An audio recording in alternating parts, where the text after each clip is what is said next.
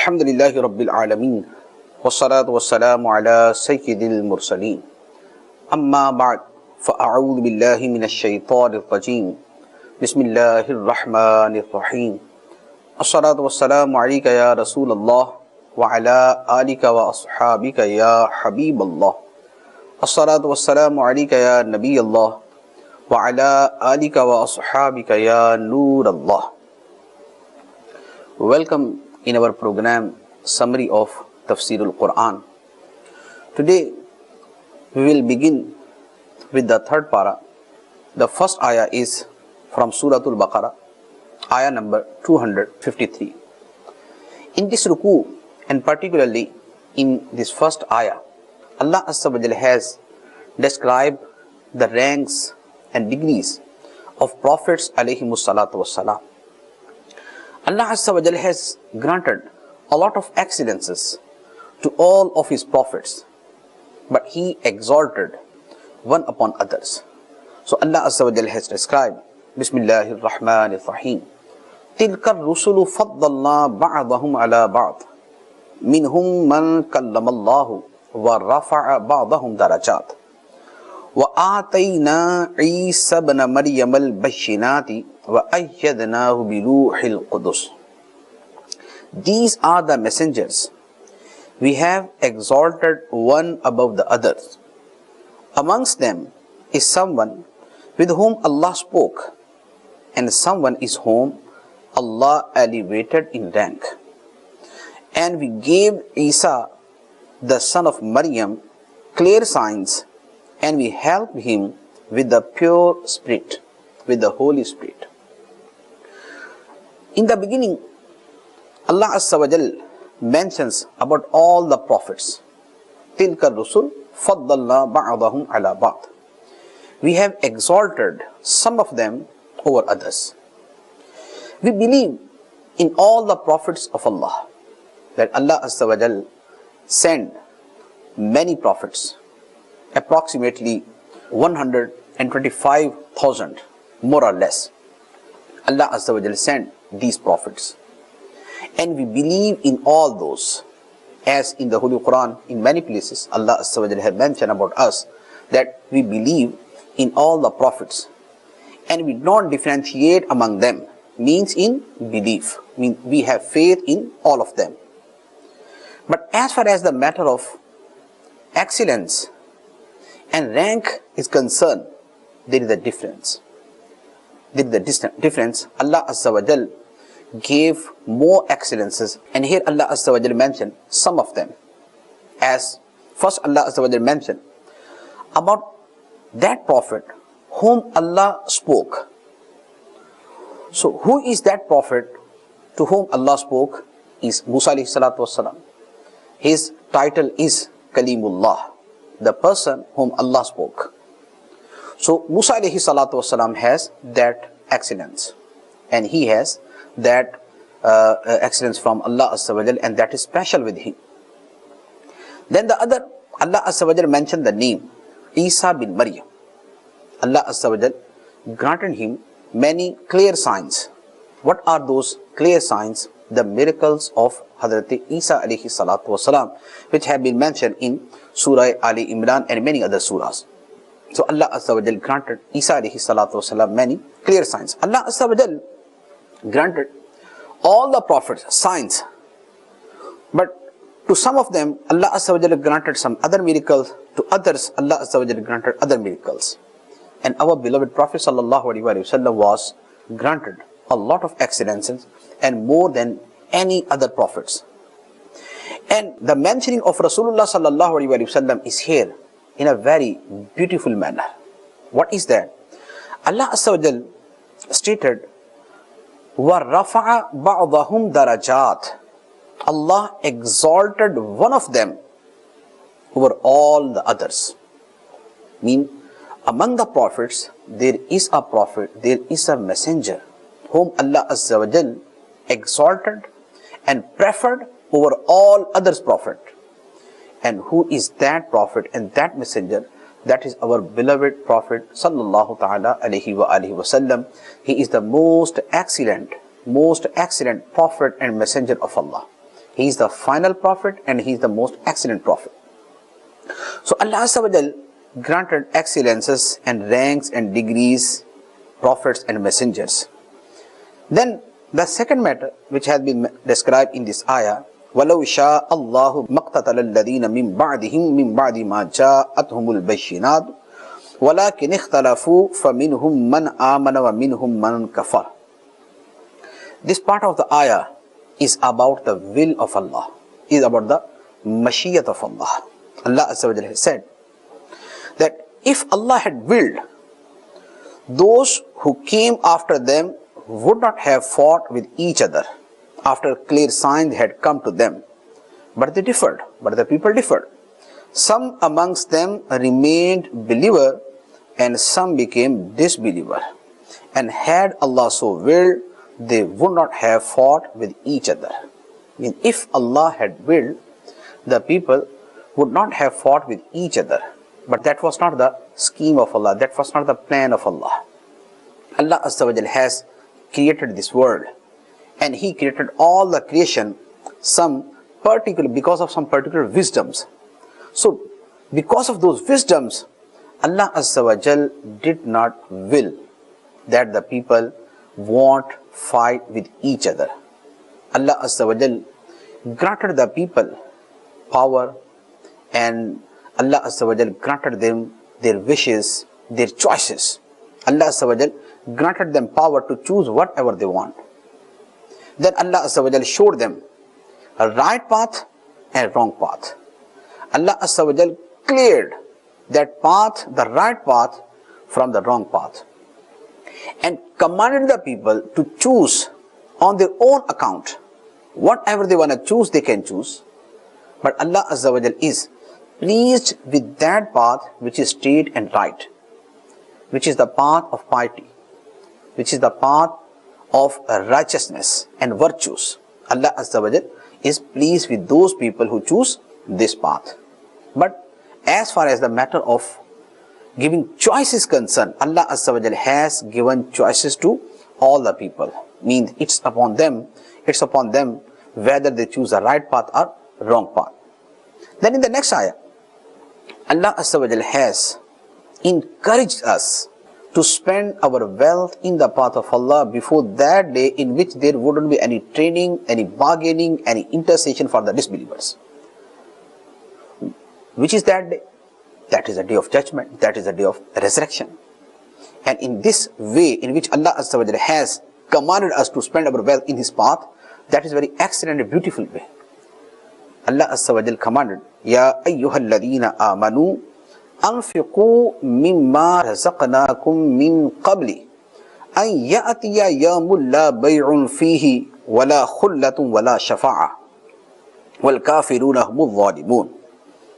He has stated, O believers, spend in the path of Allah of what we have provided for you before the arrival of that day in which there is no trading, and for the disbelievers there would be neither any friendship nor intercession, and the disbelievers themselves are the unjust. So the very beautiful way in which Allah Azza wa Jalla has commanded us to spend our wealth in His path. In which way? That spend for the cause of Allah before the arrival of that day in which there wouldn't be any trading, there wouldn't be any bargaining. You can't spend your wealth for getting even one virtue on the day of judgment. You can't spend your wealth on the day of judgment to other people to get their virtues. So that's why before that day, when this money, this wealth won't benefit you, spend in the path of Allah, spend in the cause of Allah. And then the other thing Allah mentioned, because when we are in trouble, so which things come in our mind? If we are rich people, we are wealthy people, so we say, okay, so to remove this difficulty and trouble and problem, we can spend our wealth. Or we have a lot of friends, they would support us, they would help us, they would intercede us. So Allah Azza wa Jal told us about that as well. The day of judgment, if you are rich in this world, But on the day of judgment, your wealth won't benefit you, because that is not a day of trading. That is not the day of giving and taking on the behalf of money, on the behalf of wealth. La bay'un. There wouldn't be any trading on that day. So then you won't be able to give whole of your wealth for getting even one virtue. And then if you are very social person and you have a lot of friends who sacrifice even their lives upon you in this world, but on the day of judgment, wala khulla, there wouldn't be any friendship. None would benefit you on that day. None would be agree in your place to take punishment, to bear punishment. That okay, you are my friend in the world, so that's why you can go to Jannah, I would bear your punishment. I would face that. No. Wala khullatun. There wouldn't be any friendship on the day of judgment. And the third thing, wala shafa'ah. And there wouldn't be any intercession for the disbelievers. For the disbelievers. Why I'm saying for the disbelievers? Because when we read other ayah of the Holy Quran, so this matter has been clearly mentioned in the Holy Quran. There would be intercession of the day of judgment from angels, from prophets, from the pious people, from awliya kiram, from the friends of Allah, from Hufadh al-Quran. There are many ahadith, there are many ayah. Even a few ayah later, even in the next ayah, Allah Azza wa Jalla has mentioned, Man dhal ladhi yashfa'u indahu illa bi'idhni. It means with the permission of Allah, there would be intercession of the day of judgment. But who will intercede? The pious ones, the prophets, messengers, Hufadh al-Quran, and Hujjaj kiram, they would intercede on the day of judgment, but that intercession would be only for believers, not for non-believers. As at the end of this ayah, Allah Azza wa Jalla mentioned, "Wal kafiruna humul zalimun." This shows wal kafiruna humul zalimun.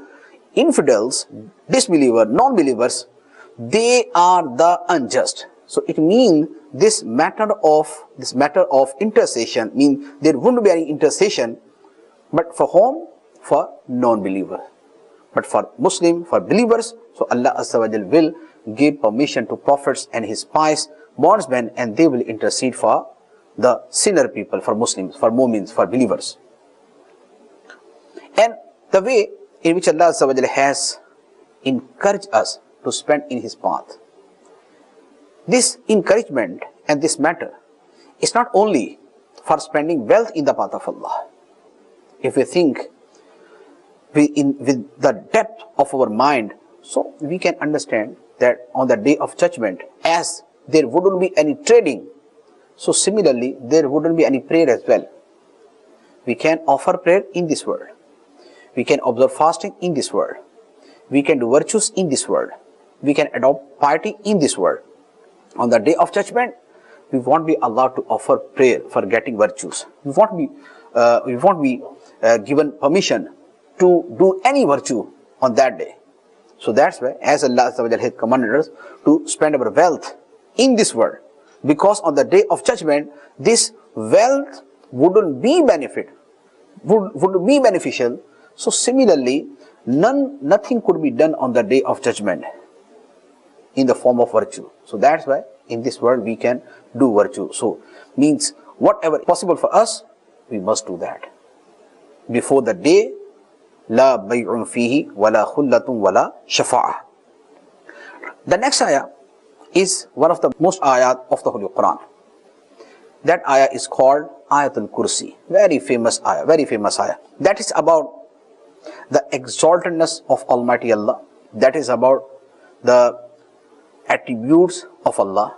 And in a very brief way, Allah Azza wa Jalla has described his qualities, and Allah Azza wa Jalla has described his attributes. Allahu la ilaha illahu al-hayyul qayyum la ta'khudhuhu sinatun wala nawm lahu ma fis samawati wa ma fil ard man dhal ladhi yashfa'u 'indahu illa bi idhnihi ya'lamu ma bayna aydihim wa ma khalfahum wa la yuhituna bi shay'in min 'ilmihi illa bima sha'a wasi'a kursiyyuhu as-samawati wal ard wa la ya'uduhu hifdhuhuma wa huwa al-'aliyyul 'azim. Subhanallah. Allah is that there is none worthy of worship except him. He is alive on his own accord. and the preserver of all others. Neither drowsiness nor sleep overcomes him. Whatever is in the heavens and whatever is in the earth belongs to him alone. Who is there then that intercede in his domain without his permission? He knows whatever is in front of the people and whatever is behind them. And people do not attain from his knowledge except as much as he wills. The heavens and the earth are encompassed in his throne, and their protection is not difficult for him, and he is the supreme, the greatest. Subhanallah. If you ponder upon each and every word of this ayah, your heart would be filled with the love of Allah, with the exaltedness of Allah. You'll see how great is our Lord. None is worthy of worship except him. Then whatever is in the earth and whatever is in the heavens belong to him. Allah is the owner of all the things, whatever is in this world, whether that is on the earth or in the heavens. Then he is all capable, he has all powers, and he is not afflicted with sleep or drowsiness or slumber. He is free from all these kind of weaknesses. He is free from any kind of weaknesses, any kind of fault, any kind of defect, any kind of disease. He is free from all these things. He is pure. He is perfect. He has all of his qualities and attributes are perfect. His being is perfect. His attributes are perfect. That is the being of Allah. That is the Zat of Allah. And then in the very ayah, Allah Azza wa Jalla has mentioned the matter of intercession. Man dalladhi yashfa'u indahu illa bi'idhnih. Who will intercede in his court, in his domain, without his permission? Means with the permission of Allah. Some people will intercede in his court on the day of judgment, and that is our belief. As I have mentioned, that the prophets, they would be given permission. Angels, they would be given permission. Hufaz kiram and Hujjaj kiram and Shohada, the martyrs, they would be given permission, as it has been mentioned in Quran and Hadith. So they would intercede. So it means in this ayah, there is no negation of intercession. This ayah proves intercession. This ayah proves intercession instead of the denial of intercession. Because Allah Azza wa Jal is describing illa bi'idhnihi, with the permission of Allah, the people would intercede in his court. Then the other matter which has been mentioned in this ayah is very beautiful. وَلَا يُحِيطُونَ بِشَيْءٍ مِّنْ عِلْمِهِ إِلَّا بِمَا شَاءَ. Allah's knowledge is perfect. His knowledge encompasses everything, each and everything. And none can attain any knowledge without the permission of Allah, without the will of Allah. So what does that mean? The people get knowledge, they attain knowledge with the permission of Allah, or they don't attain. The ayah shows illa bima sha. The people get knowledge, they attain knowledge, but with the will of Allah, with the will of Allah. And that is the thing which is called ata, which is called grant, means the granted knowledge, which is called ata'il, granted knowledge. So the knowledge of Allah is his own, without the grant of anyone. But the knowledge of all the mankinds, all the prophets, is with the grant of Allah. And that is the thing which has been mentioned here. وَلَا يُحِيطُونَ بِشَيْءٍ مِّنْ عِلْمِهِ إِلَّا بِمَا شَاءَ. With the mashiyat of Allah, with the will of Allah, the people will get and attain knowledge from the court of Allah. So that is the meaning of granted knowledge. Now, وَسِيَ كُرْسِيُّهُ السَّمَاوَاتِ وَالْأَرْضِ. Subhanallah. Kursi word is for chair, for throne of Allah. What does that mean? That is one of ayat mutashabihat. We don't know the meant meaning here. What is that? Allah knows better. But that is the attribute of Allah. That is the attribute of Allah, and we believe in this attribute of Almighty Allah. وَلَا يَؤُودُهُ حِفْظُهُمَا. Subhanallah. And their protection, the protection of the entire world, heaven and earth, is not difficult for Him. He is the supreme and He is the greatest. So this ayah, if you see the meaning and if you understand the meaning, so you will find this ayah is full of love of Allah, full of the exaltedness of Allah. So that's why there are many excellences of reading and reciting this ayah. That's why in one hadith, Rasulullah sallallahu alaihi wasallam has encouraged and motivated to recite this ayah when we are going for sleep. That time, recitation of this ayah has a lot of excellences and has a lot of blessings. Then, after this Ayatul Kursi, the next ayah is also about a rule of Islam, a very basic rule of Islam. What is that? There is no compulsion in Islam. There is no compulsion in Islam. We are not allowed to force anyone to accept Islam. We can't force someone to embrace Islam.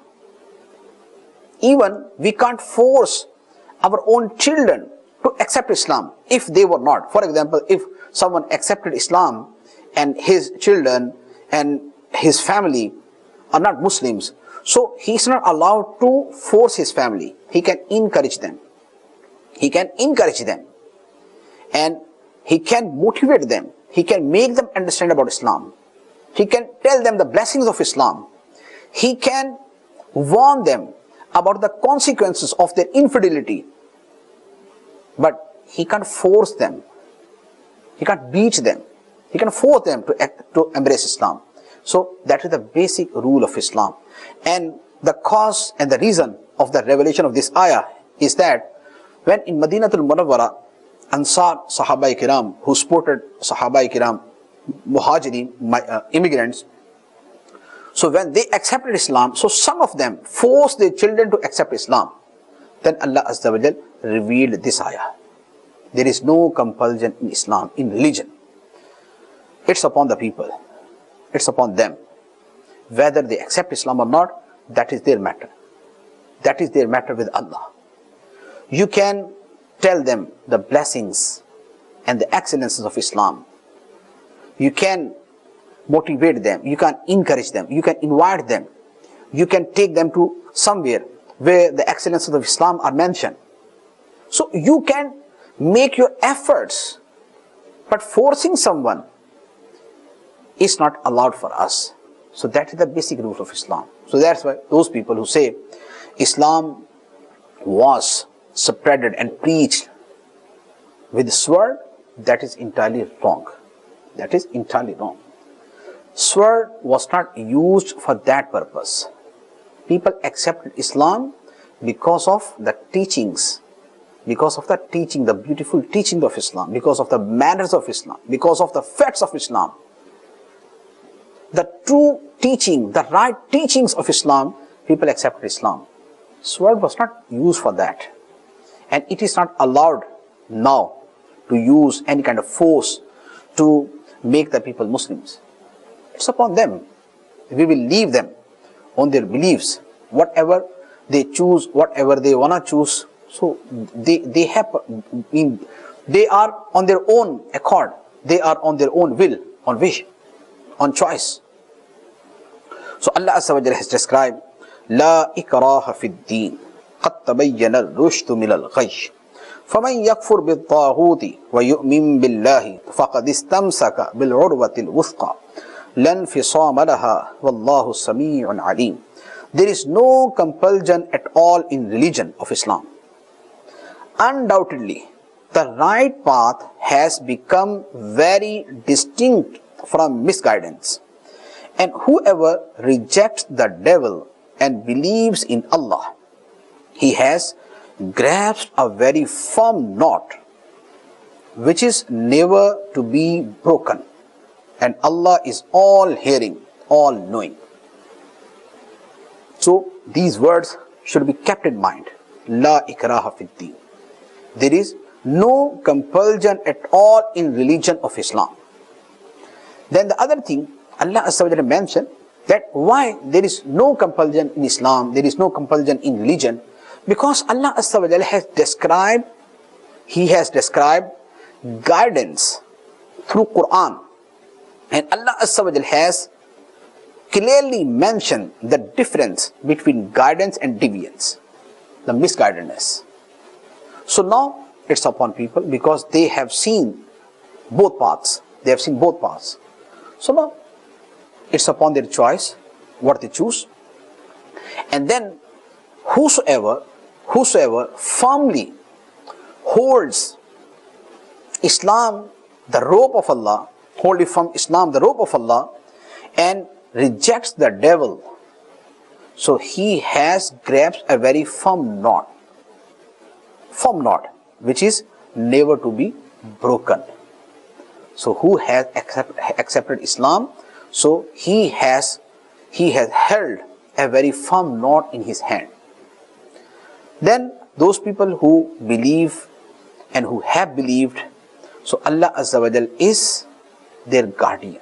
So Allah Azza wa Jal mentioned in the next ayah, Allahu waliyyul ladina amanu yukhrijuhum minal dhulumati ilal nur wal ladina kafaru awliya'uhum at-taghut yukhrijunahum minal nuri ilal dhulumat ulaika ashabun nar hum fiha khalidun. Allah is the guardian of all the Muslims. He brings them out from darkness towards light, and the supporters of the disbelievers are the devils. They take them from light toward darkness. It is they who are the dwellers of hell. They will remain in it forever. So Allah is the guardian of all the believers. And Allah Azza wa Jal brings the believers out from darkness to light. From darkness to light. Darkness word is mentioned dhulumat, many darkness.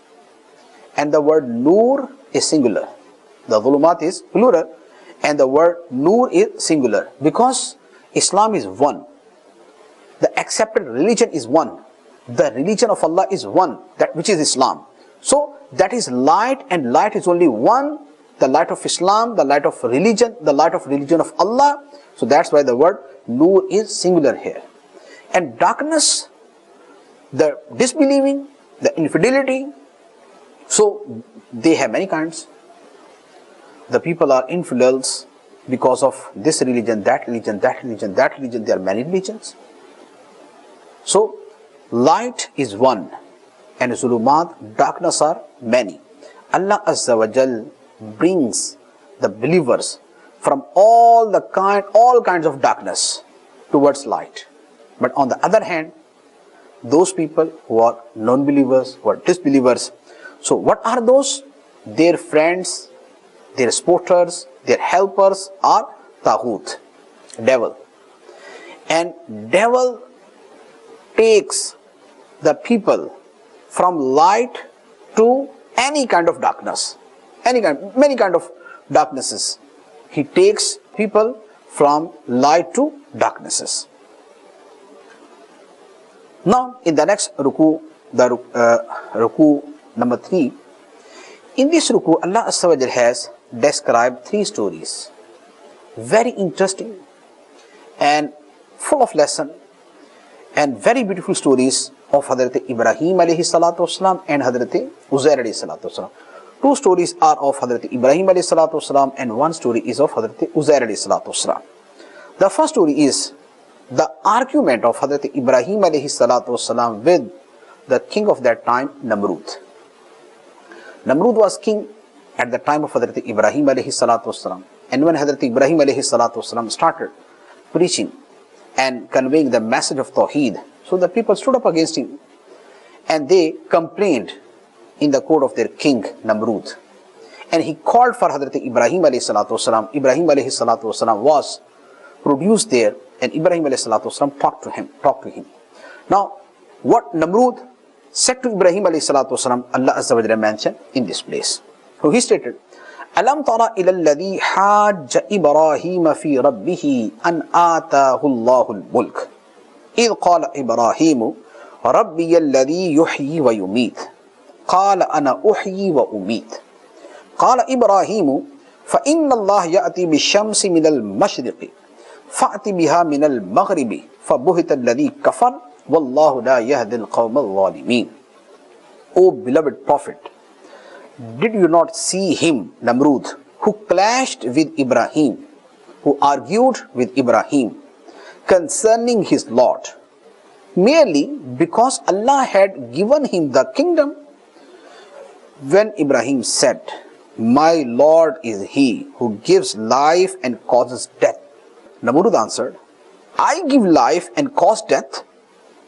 Ibrahim said, Allah brings the sun from the east.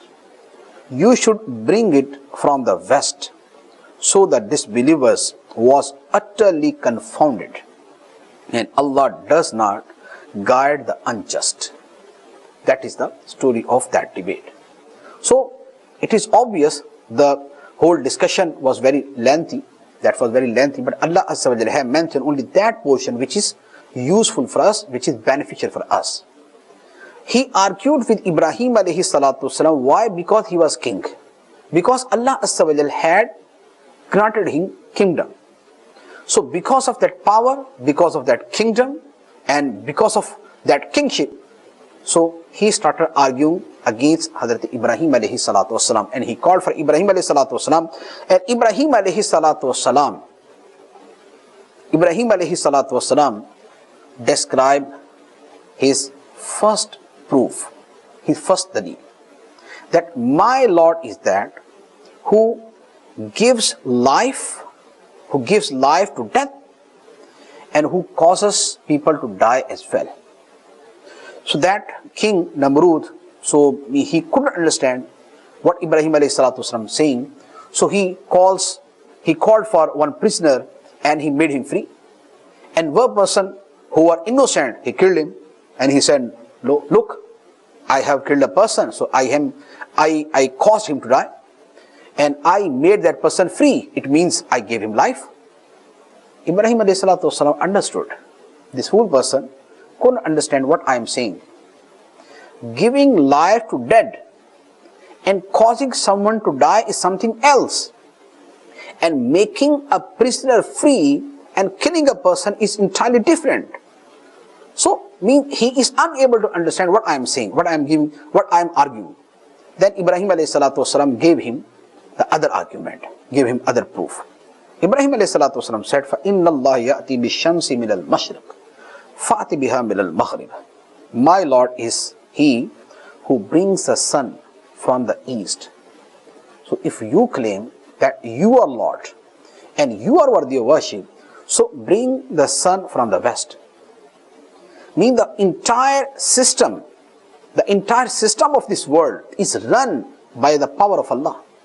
Allah is the runner of this entire system.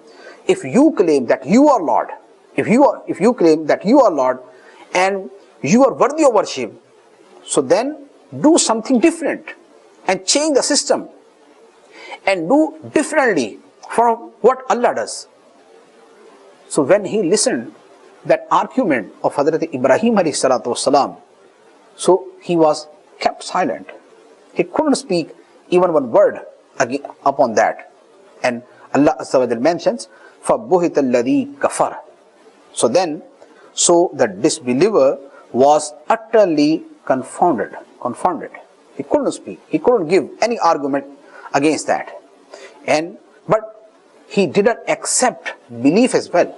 I mean, though he was kept silent and he couldn't give the answer, couldn't give the reply, but even then he didn't accept the belief of Hazrat Ibrahim alayhi salatu wasalam. But Allah Azza wa Jal didn't force him to accept belief, because that is not the rule of Allah. That is not the law of Allah. As we have mentioned in the previous ayah, La ikraha fid deen. So Allah Azza wa Jal mentioned, Wallahu la yahdil qawma al-zalimin. Allah does not guide the unjust. Mean Allah does not guide the unjust forcefully. Allah doesn't force an unjust person to embrace Islam, to embrace faith, Allah keeps that and leaves that on the choice of that person, whether he accepts or not. So this is the first story of this ruku. The next story, inshallah, we will describe in our next episode. May Allah give us tawfiq to understand the Holy Quran and act upon the teachings of Quran. Ameen. Bijahin Nabiyil Ameen sallallahu alayhi wa sallam.